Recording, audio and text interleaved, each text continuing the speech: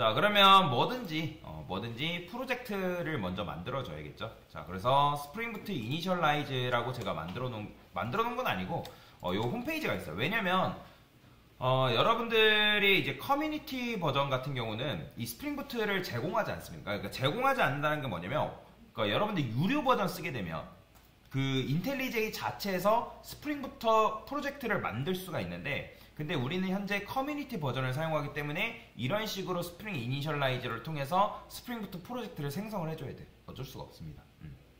자, 그래서 여기 들어오시면 되고, 그래서 요거는 이제 뭐 그룹 같은 경우는 뭐 크게 중요한 건 아니거든요. 그냥 여기다가 SBS를 할까요? 우리는 뭐 SBS에서 수업을 하고 있으니까. 그 다음에 이그잼이라고 이런 식으로 써줄 겁니다. 자, 그 다음에 이제 자르랑 와가 있는데, 뭐 이게 중요한 건 아니에요. 나중에 이제 여러분들 이거는 서버 배포와 관련된 건데, 톰캣을 설치할 필요 없이 이 프로젝트에 내장하고 싶으면 그냥 요거 선택하시면 됩니다. 보통 요걸 많이 선택을 해서 사용을 하니까 크게 걱정 안 하셔도 된다 라고 보시면 됩니다. 자, 그 다음에 네임 같은 경우는 뭐라 할까요? Q&A 서비스니까 Q&A 서비스를 하는 게 좋겠죠. 근데 Q&A 서비스 제가 프로젝트를 만들 때 어떻게 만들었는지 기억이 안 나네요. 이렇게 만들었네요. 자, 여기다가 그냥 SBB라고 쓰겠습니다. SBB. 그냥 왜 그러냐면 스프링부트다. 스프링부트다. 그래서 이렇게 썼고요. 여기도 보면 이제 보시면 스프링부트라는 애가 프로젝트 개발 환경 준비하기 보면 SBB라고 아마 프로젝트를 생성했을 거예요. 저기 있죠? 요거 그대로 따라가는 거예요. 요거 그대로. 여기 보면 여기는 이제 마이 사이트라 했는데 그게 뭐 중요한 건 아니에요. 그래서 그냥 SBB라고 이렇게 만들겠습니다. 자, 자바 버전을 17버전 선택하시면 됩니다. 17버전. 현장 가보면 현장은 아직도 안타깝지만 자바 8버전을 써요. 왜 그러냐면 그게 이제 사실 좋은 건 아닌데 우리나라 백엔드 시장이 어쩔 수가 없어요. 그러니까 호환성 문제 때문에 그래요. 그렇기 때문에 여전히 웹 백엔드는 최신 버전을 잘 안 쓰고 있습니다. 최신 버전을 도입하는 걸 좀 많이 두려워해요. 왜 그러냐면 한번 도입했다 했을 때 어떤 문제가 발생할지 모르기 때문에 함부로 수정하지 못하고 있습니다. 근데 뭐 우리는 연습할 때는 큰 상관은 없고요. 여러분들 요거 17버전 다룰 줄 알아도 그냥 이제 현장 가면, 그러니까 실무 가면 뭐 자바 8버전 뭐 어렵지 않습니다. 다만 이제 지원되는 문법이랑 그런 부분이 차이가 조금 있긴 하지만 크게 신경 안 쓰셔도 되기 때문에 자, 그래서 요 정도만 체크하시면 되고 3.2.3버전 그냥 얘가 알아서 체크해 주는 거는 요거 제일 호환성이 높은 거 체크를 해줍니다. 그래서 요거 체크하시면 되고 네, 프로젝트는 메이븐이 아니라 그레드를 쓰시면 됩니다.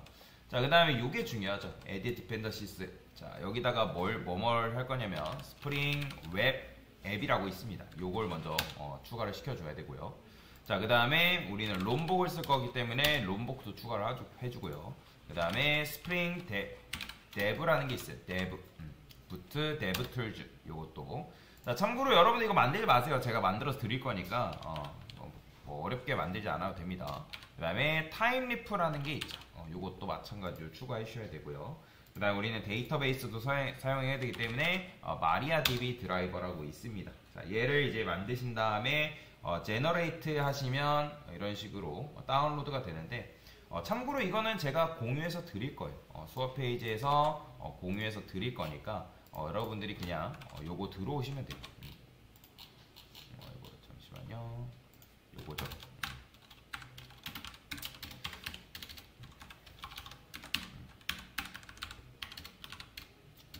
스프링부트 완성 시작. 세팅 완료라고 쓸게요. 자, 그래서 요거 그냥 들어오시면 돼요. 그래서 요거 들어오면 알아서 이제 이렇게 추가가 되어 있기 때문에 그래서 여러분들은 제너레이트만 하시면 된다. 제너레이트. 자, 그러면 제너레이트 하게 되면 요게 어디 만들어지냐면 당연히 다운로드 폴더에 이렇게 있습니다. 자, 저는 요거를 압축 풀기를 보통 어디다 하냐? 저는 워크스라는 폴더를 통해서 스프링부트 프로젝트를 관리하기 때문에 요거는 여기 스프링부트 프로젝트라고 저는 있어요. 여러분들 만드시면 되고요. 자, 그래서 여기다가 확인 눌러서 압축을 풀도록 하겠습니다. 자, 그 다음에 하는 시간 여러분들 드릴 거예요. 자, 그 다음 C 드라이브 들어가서 워크 들어가면 자, 스프링부트 프로젝트라고 이렇게 있겠죠. 자, 그러면 여기 SBB라고 해서 이런 식으로 있습니다. 자, 그러면 이 SBB를 우클릭해서 인텔리제이 오픈하시면 되는데 학원 컴퓨터는 지금 설치가 뭔가 잘못되어 있어가지고 우클릭해서 요게 없을 거예요. 그러면 그거는 인텔리제이 해가지고 그냥 새 폴더 열기 하시면 됩니다. 자, 우클릭해서 오픈 폴더 자 하시면 열려요. 자, 이런 식으로 트러스트 프로젝트 나오는데 신뢰하겠냐? 당연히 신뢰해야죠. 자, 그러면서 이런 식으로 설치가 막 됩니다. 근데 설치가 되는 동안에는 뭘 안 건드는 게 좋습니다. 뭘 안 건드는 게 좋기 때문에 여러분들이 요거는 설치될 때까지 기다리시면 돼요. 자, 그 다음에 아까 이제 추가했던 것들에 대해서 간단하게 설명드리면 이 스프링 웹이라는 걸 써야지만 뭐 컨트롤러라든지 액션 메서드 그러니까 그런 것들을 다 내장하고 있기 때문에 얘가 반드시 있어야 되고요. 그 다음에 스프링부트 데브 툴즈라는 건 뭐냐면 얘는 서버에 자동 반영된다. 무슨 말이냐? 여러분들이 이제 인텔리제이 자바 소스 코드를 변경하게 되면 원래는 서버를 여러분들이 껐다 켜야 되는데 그걸 할 필요 없이 그냥 자동으로 반영해 줍니다. 그래서 개발할 때 필수라고 보시면 돼요. 필수. 롬봇 같은 경우는 저랑 수업해보신 분들 아실 테고 얘는 뭐 게터 세터 만들어주고 생성자 자동 생성으로 생성해준다 라고 생각하시면 되고요. 그 다음에 타임리프. 자, 스프링부트는 JSP랑 호환성이 별로 안 좋기 때문에 잘 안 써요. 근데 JSP 저랑 수업해보신 분들 계실 거예요. 뭐 나중에 취업했는데 거기 JSP 쓴다 하면 그냥 그 방식대로 쓰시면 됩니다. 어려운 거 없어요.